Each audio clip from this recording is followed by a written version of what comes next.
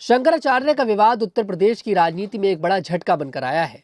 यह मामला सिर्फ धर्म से जुड़ा नहीं है, बल्कि सत्ताधारी पार्टी भाजपा के अंदर भी बड़े मतभेद दिखा रहा है।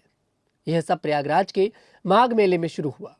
वहां ज्योतिष पीठ के शंकराचार्य स्वामी अभिमुक्तेश्वरानंद सरस्वती और उनके ब्राह्मण शिष्यों के साथ प्रशासन की तरफ से गलत व्यवहार हुआ। मौनी अमावस्या के दिन, जो 18 जनवरी 2026 को था, वे संगम में स्नान करने जा रहे थे, लेकिन उन्हें रोका गया। उनके शिष्यों की चोटी खींची गई। शंकराचार्य ने इसे अपना अपमान माना। उन्होंने योगी सरकार पर सनातन धर्म का अपमान करने का आरोप लगाया। यहाँ तक कि योगी आदित्यनाथ को भला बुरा भी कहा। इस घटना ने बड़ी ही जल्दी राजनीति का रूप ले लिया। मुख्यमंत्री योगी आदित्यनाथ ने विधानसभा में बिना नाम लिए शंकराचार्य पर निशाना साधा। उन्होंने कहा कि संविधान सबसे ऊपर है, कोई भी व्यक्ति कानून से बड़ा नहीं है।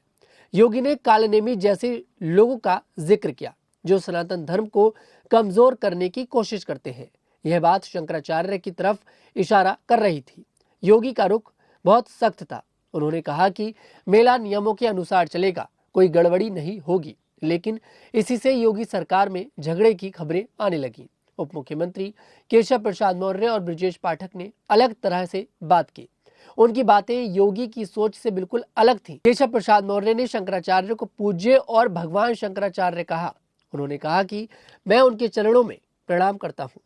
उनसे निवेदन है कि वे अच्छे से स्नान करें, इस मुद्दे को यहीं खत्म करें। केशव प्रसाद मौर्य ने अपमान की जांच की मांग की। उन्होंने संतों के सम्मान पर जोर दिया।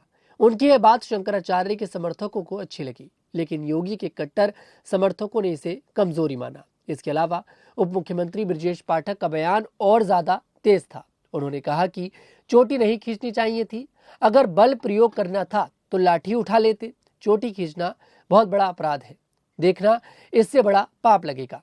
ब्रजेश ने इसे धर्म से जुड़ा अपराध बताया। उन्होंने दोषी लोगों के खिलाफ सख्त कार्रवाई की मांग की। उन्होंने कहा कि शिष्यों की चोटी खींचना पाप है, जो कई सालों तक रहेगा। यह बयान योगी की सख्ती से पूरी तरह उल्टा था। योगी तो प्रशासन की कार्रवाई का बचाव कर रहे थे। राजनीति के जानकार लोग कहते हैं कि यह भाजपा के अंदर जाति और गुटों की लड़ाई का संकेत है। केशव प्रसाद मौर्य पिछड़े वर्ग से हैं, ब्रजेश पाठक ब्राह्मण हैं। दोनों ही संतों के सम्मान को लेकर बहुत संवेदनशील दिखे, जबकि योगी ठाकुर पृष्ठभूमि से हैं। उन पर ब्राह्मणों का गुस्सा बढ़ रहा है। कुछ खबरों में ब्रजेश पाठक को मुख्यमंत्री पद का उम्मीदवार माना जा रहा है। खासकर ब्राह्मणों के गुस्से के बीच शंकराचार्य ने धरना दिया और विरोध किया। इससे हिंदू संगठनों में भी बंटवारा हो गया। कुछ लोग योगी का साथ दे रहे हैं, कुछ संतों के सम्मान की बात कर रहे हैं। यह विवाद सिर्फ धर्म का नहीं है, यह उत्तर प्रदेश की राजनीति में योगी के अकेलेपन को दिखा रहा है। योगी आदित्यनाथ कानून व्यवस्था पर अड़े हैं। वे अपनी मजबूत छवि बनाए रखना चाहते हैं, लेकिन उनके दोनों डिप्टी सीएम संतों की भावनाओं को पहले रख रहे हैं। इससे भाजपा में दिल्ली और लखनऊ के बीच झगड़े की अफवाहें फैल रही हैं। विपक्ष भी इस मुद्दे पर सरकार और भाजपा को घेर रहा है। अब इस विवाद को और गहराई से समझते हैं। प्रयागराज का माघ मेला हर साल लगता है। लाखों लोग वहां स्नान करने आते हैं। यहाँ धार्मिक महत्व का बड़ा आयोजन है। शंकराचार्य जैसे बड़े संत वहां जाते हैं, उनके साथ शिष्य भी होते हैं। इस बार मौनी अमावस्या पर बड़ी भीड़ थी। प्रशासन ने व्यवस्था बनाए रखने के लिए नियम बनाए थे, लेकिन शंकराचार्य का कहना है कि उन्हें रोका गया। उनके शिष्यों के साथ बदतमीजी हुई। चोटी खींचना ब्राह्मणों के लिए बहुत अपमानजनक है, क्योंकि चोटी उनके धर्म का प्रतीक है।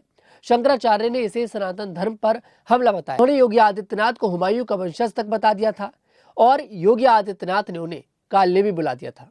योगी ने विधानसभा में जवाब दिया।